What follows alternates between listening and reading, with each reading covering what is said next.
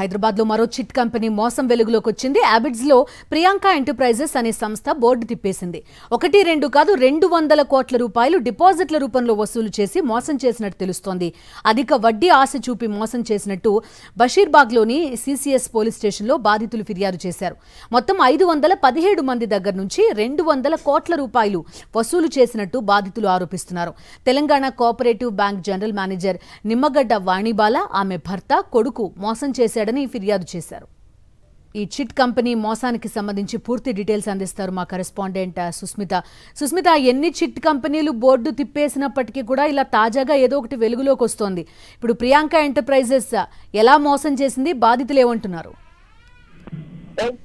డిపాజిట్ల రూపంలో తీసుకుని అధిక వడ్డీ ఇస్తామని కూడా 517 మందిని ఒక సంస్థ మోసం చేసింది. దాదాపు 200 కోట్ల రూపాయలు కూడా ఈ కంపెనీ మోసం చేసినట్టుగా కూడా ఎవరైతే బాధితులు ఉన్నారో వారు చెప్తున్నారు. అయితే ప్రత్యేక రూపంలో 200 కోట్ల రూపాయలు తండ్రి అబిడ్స్ ప్రియాంక ఎంటర్ప్రైజెస్ కంపెనీ మోసం చేస్తూ చెప్తారు. ఎవరైతే యాజమాన్యం ఉంటారో వాణ్ణి ద్వారా తన భర్త మేకన్ డైపాటి మోసం చేశారని బాధితులు చెప్తున్నారు. అయితే ఈ కంపెనీ స్టేట్ కు సంబంధించింది. తెలంగాణ స్టేట్ కోఆపరేటివ్ బ్యాంక్ తో జనరల్ మేనేజర్ గా పనిచేస్తున్నారు. అయితే ఎక్కువ మంది వస్తూ ఉండడంతో ఆమె కంపెనీకి దగ్గరలోనే ఆమె భర్తతో మరో కంపెనీని కూడా ఒక బ్యాంక్ ఏర్పాటు చేసి అక్కడ అందరినీ కూడా పనిచేసినట్టు కూడా చెప్తున్నారు. అక్కడ చాలా మంది కూడా ఎవరైతే డిపాజిట్ చేస్తున్నారో వాళ్ళకి కూడా అధిక వడ్డీ కూడా ఇస్తామని కూడా మోసం చేశారు. అయితే ఇందులో 517 మంది 200 కోట్ల రూపాయలు డిపాజిట్ చేశారు.